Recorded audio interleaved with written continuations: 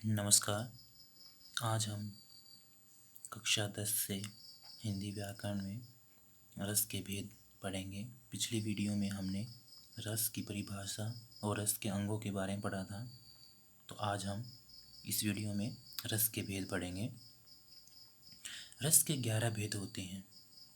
श्रृंगार रस, हास्य रस, करुण रस, रौद्र रस, वीर रस, भयानक रस, विभत्स रस, अद्भुत रस, शांत रस, भक्ति रस, वात्सल्य रस। नंबर 1 आता है हमारा श्रृंगार रस।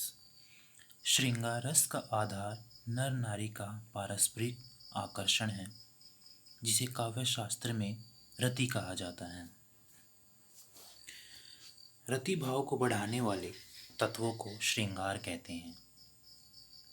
जब विभाव, अनुभाव और संचारी भाव के सहयोग से रति स्थायी भाव में आस्वाद्य की योग्यता उत्पन्न हो जाती है, तब उसे श्रृंगार रस कहते हैं। यानी जब विभाव विभाव क्या होता है? जो स्थायी भाव को जगाने का कार्य करते हैं। अनुभाव अनुभाव क्या होता है? जो विभाव यानी भाव जगने के बाद जो हमारे शरीर की चेष्टाएं होती हैं, उसको हम अनुभाव बोलते हैं। और संचारी भाव क्या होता है? संचारी भाव होता है ये थोड़े समय के लिए ही जागृत होते हैं। ये भाव क्या होते हैं? थोड़े समय के लिए जागृत होते हैं। श्रृंगार रस के 2 भेद हैं, संयोग श्रृंगार रस और वियोग श्रृंगार रस। संयोग का अर्थ है मिलना और वियोग का अर्थ है बिछोड़ना। संयोग श्रृंगार रस। जब नायक नायिका एक दूसरे के निकट होते हैं, तब संयोग अवस्था होती है। ऐसे चित्रण में संयोग श्रृंगार रस होता है। संयोग श्रृंगार में नायक नायिका एक दूसरे की ओर प्रेम से देखते हैं, आपस में बातें करते हैं, साथ साथ घूमते हैं तथा वे आपस में प्रेम क्रीड़ा कर सकते हैं। जैसा कि चित्र में दिखाया गया है कि राम और सीता एक दूसरे को देखते हैं। आपने यह रामायण का प्रसंग पढ़ा ही होगा कि जब वह राम को वाटिका में देखती है तो उसके सीता के मन में प्रेम का भाव जग जाता है। तो यहाँ पर क्या होती है? संयोग अवस्था हो गई नायक नायिका की। तो इसलिए यहाँ पर कौन सा रस हुआ? संयोग श्रृंगार रस। उदाहरण देखिए संयोग श्रृंगार रस का। भूजत श्याम कौन तू गोरी, कहा रहती काकी तू बेटी, देखी नाही कहूँ ब्रज खोरी, काहे को हम ब्रजतानी आवती, खेलती रहत अपनी पोरी, सुनती रहत सतवर्णनी, नंद तोड़ा करत रहत दधी माखन चोरी, तुमरो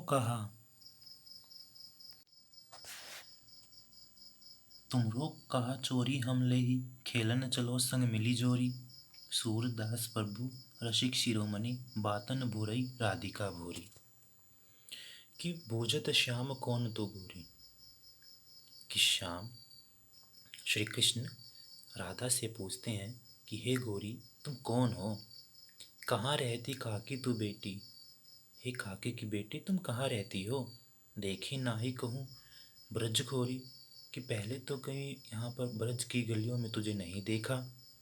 काहे को हम ब्रजतानी आवती, राधा श्री कृष्ण से कहती है कि हम क्यों ब्रज में आए, खेलती रहती अपनी पोरी, हम तो अपनी ही पोरी में अपने ही पाली में खेलती रहती हैं।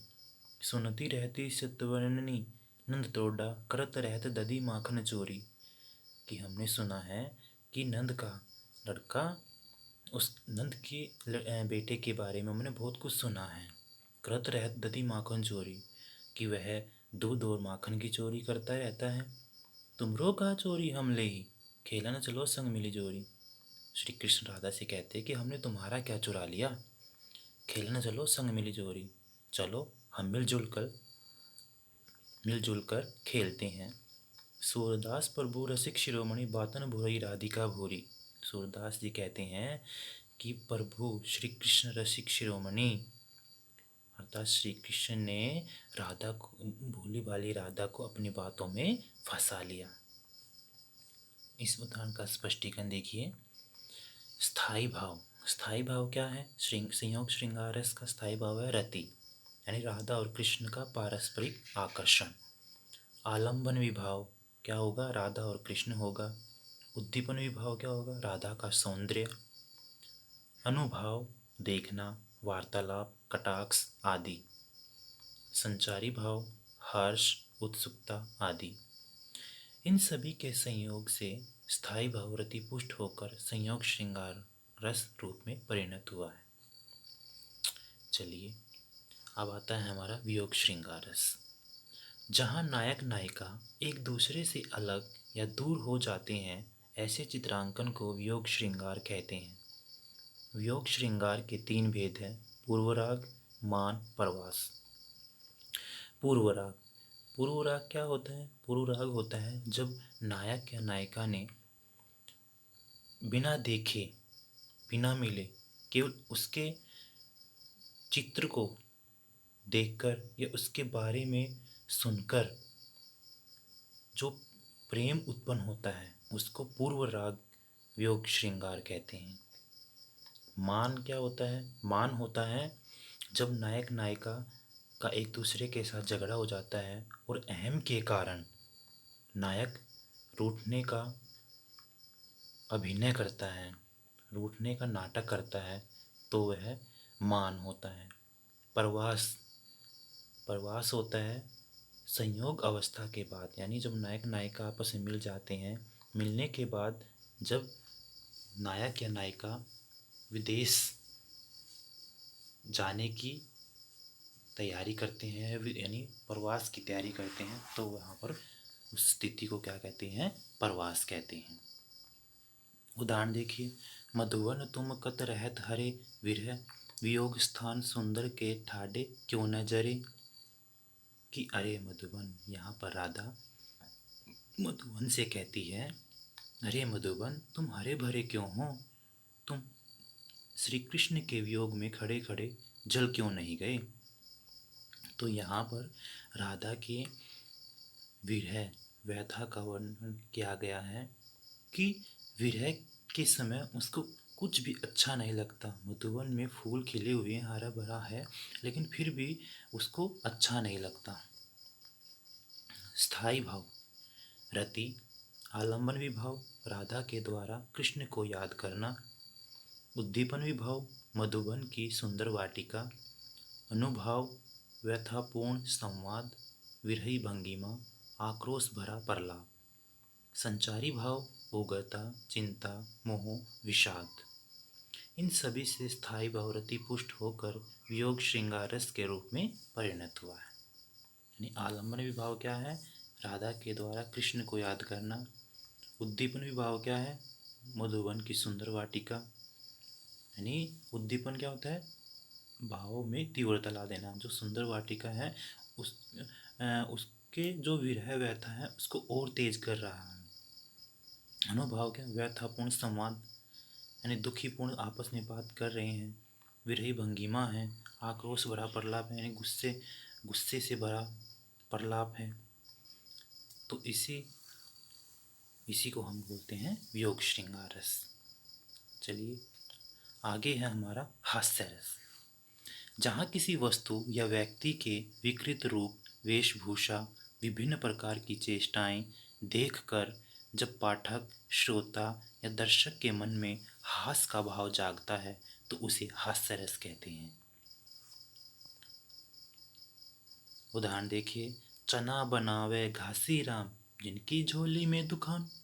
चना चुरमुर चुरमुर बोले, बाबू खाने को मुख खोले। चना खावे तो की मैना, बोले अच्छा बना चबेना। चना खाते सब बंगाली, जिनकी धोती ढीली डाली। स्पष्टीकरण देखिए, स्थायी भाव हास, आलंबन विलक्षण वाणी, विलक्षण व्यक्ति। कोई हास्य कवि होता है तो उसकी वाणी में अलग तरह का ही एक टोन होती है, अलग तरह की एक लय होती है। उद्दीपन विलक्षण चेष्टा, विलक्षण मुद्रा। उसकी जो शारीरिक मुद्रा होती है वो भी अलग होती है, चेष्टाएं अलग होती हैं। अनुभाव आश्रय की हंसी, मुस्कान, यानी जब भाव तेज हो जाएंगे तो क्या होगा? खुशी के मारे क्या होगा? शरीर में क्या हलचल होगी भाई? हंसी आएगी। संचारी भाव चपलता, रोमांच, कंप, हर्ष। संचारी भाव चंचलता, थोड़ी देर के चंचल होंगे। रोमांच, कंप, हर्ष, ये क्या होती है? थोड़ी देर के लिए आएंगे। तब तक हमने, मतलब ये क्या है, तब तक हमने कोई कविता पढ़ी और तब तक वो चंचलता, जो रोमांच है, वो तभी होगा। वो फिर थोड़ी देर के बाद वो खत्म हो जाएगा। पाठक, श्रोता, दर्शक यहाँ पर क्या हमारे आश्रय हैं, और हास्य कविता क्या है? विषय है। चलिए, अब आता है हमारा करुण रस। काव्य आदि में जहाँ प्रिय व्यक्ति, वस्तु, धन, ऐश्वर्य आदि की हानि होने, अपमान, पराजय, विपत्ति, दुर्घटना समान अनिष्ट होने से श्रोता, पाठक, दर्शक के मन में दुख की तीव्र मार्मिक संवेदना उत्पन्न होती है, वहाँ करुण रस होता है। यानी जहाँ पर कोई प्रिय व्यक्ति की दुर्घटना हो जाए या फिर वस्तु की हानि हो जाए, कुछ भी हो जाए, तब उस समय जो हृदय में जो दुख होता है, शोक का भाव जगता है, वहाँ पर होता है हमारा करुण रस। उदाहरण देखिए,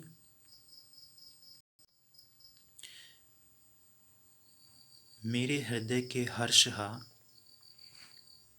अभिमन्यु अब तू है कहाँ?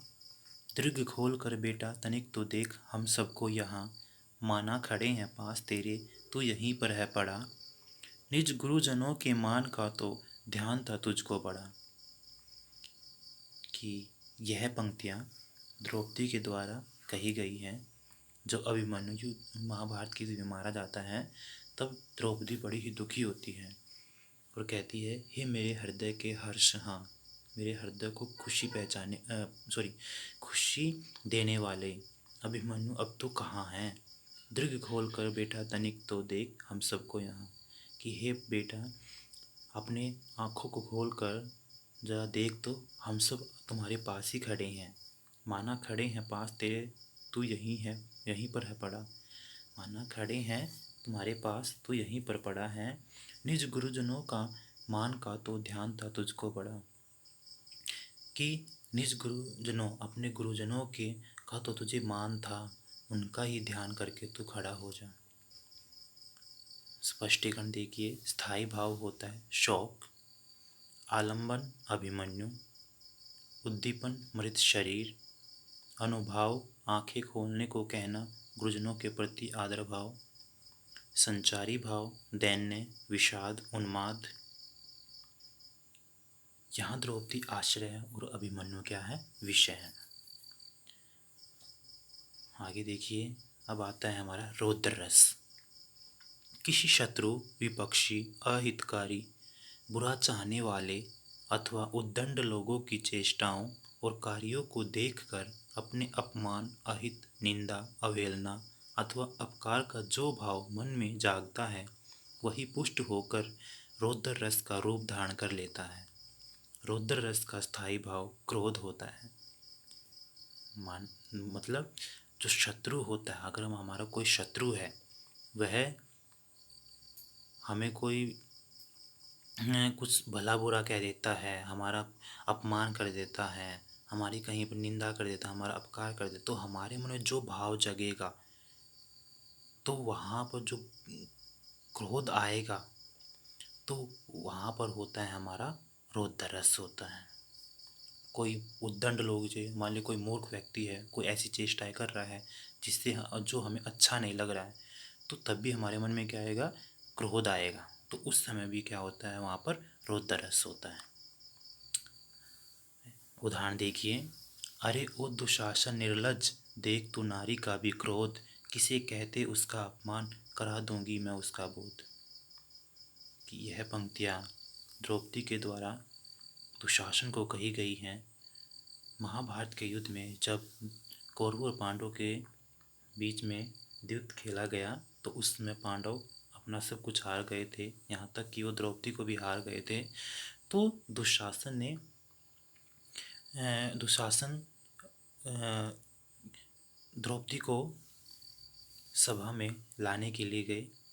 दुर्योधन ने उनको आदेश दिया था, तो दुशासन उनके लाने के लिए गए। जब उसने मना किया, द्रौपदी ने मना किया आने के लिए, तो दुशासन उसको खींचता हुआ, उसके बालों को पकड़ता हुआ उसको सभा में ले आया और उसके दुर्योधन के कहने पर उसको निर्वस्त्र करने लगा। तब क्रोध के मारे द्रौपदी ने दुशासन से कहा, अरे ओ दुशासन निर्लज, अरे निर्लज दुशासन, देख तो नारी का भी क्रोध, कि अब तो नारी का क्रोध देखना, नारी का गुस्सा देखना। किसे कहते उसका अपमान, करा दूंगी मैं उसका। किसे कहते उसका अपमान, कि उसका अपमान करना किसे कहते हैं, अब मैं तुझे उसका ज्ञान करा दूंगी। स्पष्टीकरण देखिए। स्थायी भाव क्रोध, आलंबन दुशासन, उद्दीपन दुशासन के अपमानजनक वचन, जबरदस्ती। अनुभाव, जब भाव में तेज तीव्रता आ जाएगी, द्रौपदी किसको देखकर भाव जगा, दुशासन को देख के। भाव में तीव्रता कैसी हुई, दुशासन ने जब अपमानजनक वचन कहे, उसके साथ जबरदस्ती करी, तो क्रोध का भाव और जग गया। और जब भाव में तीव्रता आ गई, तो उसके बाद अनुभाव क्या हुआ, शरीर की क्या चेष्टाएं हुई, क्रोध से चेहरा तमतमाना, भौहें तिरछी होना, द्रौपदी का कथन। तो संचारी भाव, संचारी भाव क्या हुआ, अमर्ष, उन्माद, विषाद, वितर्क आदि, यानी दुख, उन्माद, रोना धोना, ये सभी क्या हुआ, संचारी। लेकिन ये थोड़े समय के लिए हुआ। यहाँ आश्रय द्रौपदी है और विषय दुशासन है। देखिए आगे है वीर रस। काव्य में जहाँ शत्रु के पराक्रम, आक्रमण अथवा किसी की दीनता, दुर्दशा अथवा धार्मिक भावनाओं पर चोट आदि देखकर, सुनकर हृदय में जो प्रतिक्रियात्मक उत्साह उत्पन्न होता है, तो वहाँ वीर रस होता है। उदाहरण है, फहरी ध्वजा फड़की भुजा, बलिदान की ज्वाला उठी, निज मातृभूमि के मान में चढ़ की माला उठी। तो यहाँ पर ये क्या है, देशभक्ति, जो हमारे सैनिक हैं, यहाँ पर देशभक्ति की भावना झलक रही है, जिससे लोगों में क्या है, उत्साह पैदा होता है। देखिए स्पष्टीकरण देखिए। स्थायी भाव उत्साह, आलंबन कौन है, शत्रु, शत्रु को देख के मन में क्या हुआ, जोश हुआ। उद्दीपन युद्ध की ललकार, शत्रु ने युद्ध में ललकार दिया तो जोश और तेज हो गया।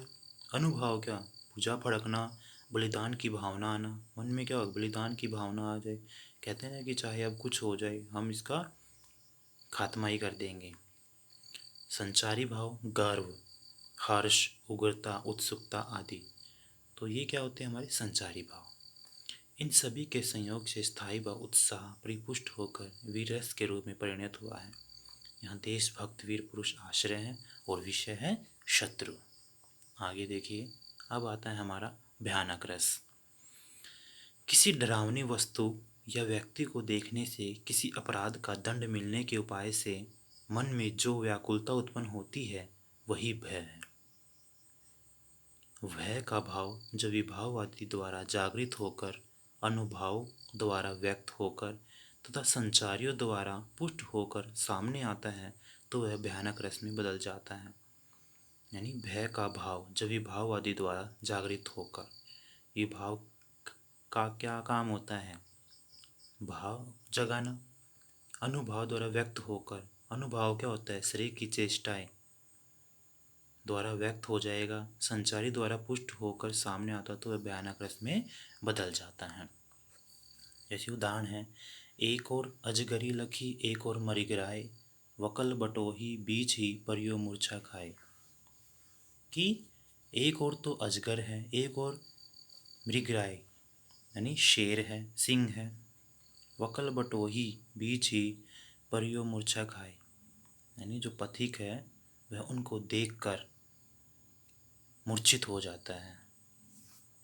तो यहाँ पर क्या होगा, उनको देखकर उसके मन में भय जग गया, डर लग गया। अजगर और सांप को, ओ सॉरी, अजगर और सिंह को देखकर जो पथिक है जा रहा होता है, उसके मन में क्या हो गया, भय जग गया, और भय के कारण क्या हो गया, वह मूर्छित हो गया। स्पष्टीकरण देखिए। स्थायी भाव भय, आलम्बन क्या होगा, अजगर और सिंह। उद्दीपन, अजगर और सिंह की भयंकर आकृति, उनकी भयानक चेष्टाएं। यानी अजगर और सिंह को देखकर क्या हुआ, मन में भय जगा। उद्दीपन, जो भय जगा था वो और तेज कैसे हुआ, जब उसकी भयंकर आकृति देखी, उनकी भयानक चेष्टाएं, चेष्टा मतलब उनकी आवाज़ सुनी, सिंह की आवाज़ सुनी, तो और जो डर था वह और बढ़ गया।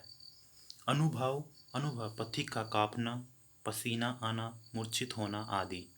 तो क्या होगा, ये हमारे अनुभव, यानी डर जब बहुत ज़्यादा होता है तो हमारे शरीर में हलचल, शरीर की चेष्टाएं होनी शुरू हो जाएंगी। तो क्या होगा भाई, पसीना आ जाएगा, कांपना शुरू हो जाएगा, और डर के मारे मूर्छित भी हो जाएंगे। संचारी भाव, शंका, कंप, स्वेद, आवेग आदि, ये हमारे क्या होते हैं, संचारी भाव। इन सब में स्थायी भाव भय परिपक्व होकर भयानक रस के रूप में परिणत हुआ है। यहाँ आश्रय पथिक है और विषय अजगर और सिंह है। आगे देखिए, आगे है विभत्स रस। काव्य में जहाँ गली सड़ी वस्तुएं, लाशें, दुर्गंध आदि देखकर, सुनकर या अनुभव करके मन में घृणा या जुगुप्सा उत्पन्न होती है, जो विभाव अनुभाव संचारी आदि सभी रसों में परिपक्व होकर आस्वाद्य हो जाता है, वहाँ विभत्स रस होता है। कई बार देखा हुआ, गली सड़ी वस्तुएं हों, उनसे दुर्गंध आ रही है, तो एकदम से हमारा क्या होता है, एक मतलब अजीब सा मन हो जाता है, उसको हम बोलते हैं घृणा। तो वहाँ पर कौन सा रस होता है, विभत्स रस होता है। मान लीजिए अगर आप चित्र में देखिए, अब गिद्ध किसी मांस को खा रहे हैं, किसी जानवर को नोच रहे हैं, तो इसको देख के हमारे मन में एक घृणा का भाव जगता है, गलानी का भाव जगता है, तो वहाँ पर होता है विभत्स रस। उदाहरण देखिए, सिर पर बैठो काग, आँखी दौ खात निकारत, खींचत जीबहि सयार, अति ही आनंद उर्धारत।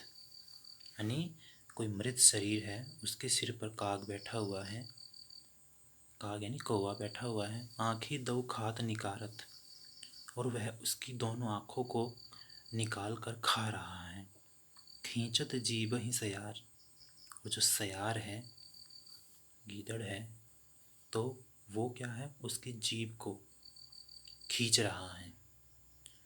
अति ही आनंद उर्धारत, और बड़े आनंद से उसके पेट को धारण कर रहा है। स्पष्टीकरण देखिए। स्थायी भाव घृणा, आलंबन युद्ध, दुर्घटना के बाद का घृणापूर्ण दृश्य। उद्दीपन रक्त, मांस, दुर्गंध, कोय, गीदड़, गिद्ध की गतिविधियाँ। अनुभाव मुंह फेरना, नाक सिकोड़ना, ये हमारे क्या होंगे, जो हम बिल्कुल एक घृणा का भाव जग जाएगा तो हमारे क्या करेंगे, मान ली बहुत ज़्यादा बदबू आ रही है, तो क्या करेंगे, मुंह फेरना, मुंह फेर लेंगे, या फिर हमें अपने नाक सिकोड़ लेंगे, या फिर अपने नाक पर कोई कपड़ा डाल लेंगे। संचारी भाव आवेग, गलानी, स्मृति, यानी कई बार स्मृति क्या होती है, यानी याद आना। मान लीजिए हमने वो दिन में दृश्य देखा, अचानक से एकदम से वो दृश्य याद आ गया, लेकिन थोड़े समय के लिए याद आया, वो थोड़े समय के लिए वह हम भूल भी गए, तो ऐसे भाव को बोलते हैं हम संचारी भाव। यहाँ आश्रय पाठक, दर्शक, श्रोता हैं, और विषय है मृत शरीर। आगे देखिए, अद्भुत रस। किसी आश्चर्यजनक, असाधारण तथा अलौकिक वस्तु को देखकर हृदय में आश्चर्य का भाव घर कर लेता है। ऐसी अवस्था का जब वर्णन किया जाता है तो अद्भुत रस प्रकट होता है। यह रस चमत्कार से पैदा होता है। अद्भुत रस का स्थायी भाव विस्मय होता है, यानी किसी आश्चर्यजनक, असाधारण तथा अलौकिक वस्तु को देखकर, जैसे कि चित्र में दिखाया गया है, श्री कृष्ण ने जब यशोदा मैया ने श्री कृष्ण के मुख को देखा तो उसने मतलब पूरा ब्रह्मांड देख लिया था। तो ये क्या होगा, उसको देखकर बड़ा आश्चर्य हुआ। तो यहाँ पर जब आश्चर्य हो गया तो यहाँ पर कौन सा रस हुआ, अद्भुत रस हुआ। उदाहरण देखिए, अंबर में कुंतल जाल देख, पद के नीचे पाताल देख, मुट्ठी में तीनों काल देख, मेरा स्वरूप विकराल देख, सब जन्म मुझी से पाते हैं, फिर लौट मुझी में आते हैं। कि यह पंक्तियाँ श्री कृष्ण अर्जुन से कहते हैं महाभारत के युद्ध क्षेत्र में। श्री कृष्ण अर्जुन से कहते, अंबर में कुंतल जाल देख, पद के नीचे पाताल देख। कि अंबर में, आकाश में कुंतल जाल देखो, पद के नीचे पाताल देख, अपने पैरों के नीचे पाताल को देखो, मुट्ठी में तीनों काल देख, मेरा स्वरूप विकराल देख, मेरा कितना विकराल स्वरूप उसको देखो, सब जन्म मुझी से पाते हैं। जितने भी सृष्टि के जो जीव है वो मुझसे ही जन्म पाते हैं, फिर लौट मुझी में आते हैं और मृत्यु के बाद मुझ में ही लौट जाते हैं। तो यहाँ पर अर्जुन श्री कृष्ण के स्वरूप को देखकर बड़े ही आश्चर्यचकित होते हैं। स्पष्टीकरण देखिए, स्थायी भाव विस्मय, आलंबन प्रभु का विराट स्वरूप, उद्दीपन विराट स्वरूप के अलौकिक क्रियाकलाप, अनुभव विस्मित होकर आंखें फाड़ कर देखना, यानी आश्चर्यचकित होकर आंखें फाड़ कर देखना, स्तब्ध रह जाना, अवाक रह जाना। अवाक मतलब बिल्कुल मौन हो जाना। संचारी भाव, श्रम, औत्सुक्य, चिंता, निर्वेद, जड़ता आदि, यानी बिल्कुल जड़ हो जाएं। यहाँ आश्रय अर्जुन है और विषय प्रभु का विराट स्वरूप है। आगे देखिए, शांत रस। सांसारिक वस्तुओं से विरक्ति, हृदय में तत्व ज्ञान आदि से जो वैराग्य भाव उत्पन्न होता है, उससे हृदय को शांति मिलती है, तो उस स्थिति को निर्वेद कहते हैं। निर्वेद का मतलब होता है वेदना रहित होना। यही निर्वेद जब विभाव, अनुभाव, संचारी आदि भावों में परिपुष्ट होकर आस्वाद्य हो जाता है तो उसे शांत रस कहते हैं। यानी जब भी हम मान लीजिए कोई पंक्तियाँ पढ़ते हैं तो उससे हमें क्या मिले, ज्ञान प्राप्त हो, तो उस समय हमारा जो हृदय होता है वो बिल्कुल निर्वेद हो जाता है, यानी वेदना रहित हो जाता है। तो उस समय वहाँ पर कौन सा रस होता है, शांत रस होता है।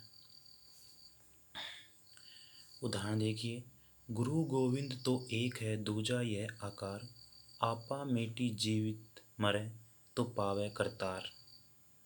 यानी गुरु गोविंद तो एक है, यानी गुरु और गोविंद ईश्वर दोनों तो एक ही, दूजा यह आकार, बस इनके तो दो आकार हैं। आपा मेटी जीवित मरे तो पावे करतार। आपा यानी जब मनुष्य के मन का आपा अहम मर जाता है, मिट जाता है, तो वह क्या होता है, ईश्वर में लीन हो जाता है, ईश्वर भक्ति में लीन हो जाता है, ईश्वर में समा जाता है, तो पावय करता, और वह उस परमात्मा को पा लेता है। और जब और गुरु और गोविंद में कोई भेद नहीं रहता है। यानी मतलब कहने का तात्पर्य यह है कि जब गुरु गोविंद दोनों एक ही है, गुरु और ईश्वर एक ही है, जब उसके मन का जो अहम है, घमंड है, अहंकार है, वह खत्म हो जाता है, तो वह उसको गुरु और गोविंद एक ही लगने लग जाते हैं। स्पष्टीकरण देखिए, स्थायी भाव निर्वेद, आलंबन ब्रह्म ज्ञान, संसार की नश्वरता और असारता का ज्ञान, उद्दीपन सद्गुरु आशीर्वाद, अनुभव एकांत प्रियता, गदगद होना, प्रसन्नता। तब जब भी हमें कोई ज्ञान की बात तो हमें बड़ी प्रसन्नता होती है। संचारी भाव हर्ष, स्मरण, उद्वेग। यहाँ आश्रय व्यक्ति है और विषय है ब्रह्म ज्ञान। आगे है दो नए रस। शास्त्रीय दृष्टि से रसों की संख्या 9 ही है। कालांतर में आचार्य विश्वनाथ ने वात्सल्य को 10वां तथा रूप गोस्वामी ने मधुर नामक 11वें रस की स्थापना की। जिसे बाद में भक्ति रस की मान्यता मिली। वात्सल्य रस संतान, शिष्य एवं बच्चों के प्रति माता पिता व गुरुजनों का जो स्नेह भाव होता है उसे वात्सल्य कहते हैं। बच्चों के रूप, सौंदर्य एवं उनकी बाल सुलभ चेष्टाओं को देखकर या सुनकर माता पिता या बड़ों के मन में जो अगाध स्नेह उत्पन्न होता है उसे वत्सलता रति कहते हैं। यहाँ वत्सलता रति भाव जब विभाव, अनुभाव एवं संचारी भाव में परिपुष्ट होकर आस्वाद्य हो जाता है तो उसे वात्सल्य रस कहते हैं। उदाहरण देखिए, मैया मैं नहीं माखन खायो, भोर भये गयन के पीछे मधुवन मोही पठायो, चार पहर बंसी भटकयो, सांझ परे घर आयो, मैं बालक बहियन को छोटो, छीको की ही विधि पायो, गवाल बाल सब बैर परे हैं, बरबस मुख लपटायो। कि यहाँ पर गोपियाँ जो होती हैं वो यशोदा से शिकायत करती हैं। क्या शिकायत करती हैं कि उन्होंने उनका माखन चुरा लिया है। तो यशोदा श्री कृष्ण ने पूछती हैं तो उसके उत्तर में श्री कृष्ण कहते हैं कि मैया मैं नहीं माखन खायो, कि हे मैया मैंने माखन नहीं खाया है। भोर भये गैन के पीछे, कि सुबह होते ही तो मैं गायों के पीछे चला जाता हूँ, मधुवन मोही पठायो और जंगल ही मुझे पठाते हैं। चार पहर बंसी भट गयो, और चारों पहर मैं बंसी बजाता हुआ भटकता रहता हूँ। सांझ परे घर आयो, और सांझ शाम होने पर ही मैं घर पर आता हूँ। मैं बालक बहियन को छोटू, मैं बहुत बालक हूँ, मेरे हाथ छोटे छोटे हैं। छींकों की ही विधि पायो, छींकों को किस तरह उतार पाऊँगा मैं। छीका होता है जिसमें जो मक्खन की जिसमें मक्खन डालकर उसको एक लटका देते हैं, उसको बोलते छीका। गवाल बाल सब बैर परे हैं, जो गवाले हैं, जो बाकी जो बच्चे हैं वो क्या हैं, वो सब मेरे बैरी हैं, मेरे शत्रु हैं। बरबस मुख लपटायो, बरबस होता है जबरदस्ती उन्होंने मेरे में मुख पर माखन लगा दिया है। स्पष्टीकरण देखिए, स्थायी भाव वत्सल, शिशु परक स्नेह, आलम्बन श्री कृष्ण का बाल रूप, उद्दीपन बाल तर्क, भोलापन बाल कर्म, अनुभाव रोमांच, पुलक गदगद होना। यानी जब यशोदा उसकी बातों को सुनती है तो वह मन ही मन खुश होती है। उसको देख उसकी बातें सुनकर मन ही मन क्या होती है, खुश होती है। संचारी भाव गर्व, मोह, चंचलता। यहाँ आश्रय यशोदा माता, श्रोता पाठक है और विषय श्री कृष्ण का बाल रूप है। आगे है भक्ति रस। ईश्वर के गुणों के प्रति श्रद्धा भाव से भरकर जब कोई भक्त प्रेम में लीन हो जाता है तो उसे आनंद देने वाले भक्ति रस का अनुभव होता है। उदाहरण देखिए, अंखड़िया झाई पड़ी, पंथ निहारी निहारी, जी बढ़िया छाला पड़ा, राम पुकारी पुकारी। यहाँ पर कबीरदास जी कहते हैं कि भगवान की राह देखते देखते अंखड़िया झाई पड़ी, यानी आँखों पे झाई पड़ गई है, यानी आँखों की जो जो आँखों पर काले घेरे पड़ गए हैं, पंथ नहीं आ रही है उसका रास्ता देखते देखते। जी बढ़िया छाला पड़ा, राम पुकारे, और राम पुकारते पुकारते जी में छाले पड़ गए हैं। स्पष्टीकरण देखिए, स्थायी भाव ईश विषयक रति, आलंबन राम या ईश्वर, उद्दीपन अलौकिक गुण, अनुभाव निवेदन कथन रोमांच, संचारी स्मृति दैन्य। यह आश्रय कबीरदास यानी भक्त हैं और विषय है राम यानी ईश्वर हैं। आशा करता हूँ कि आपको यह वीडियो अच्छी लगी होगी। धन्यवाद।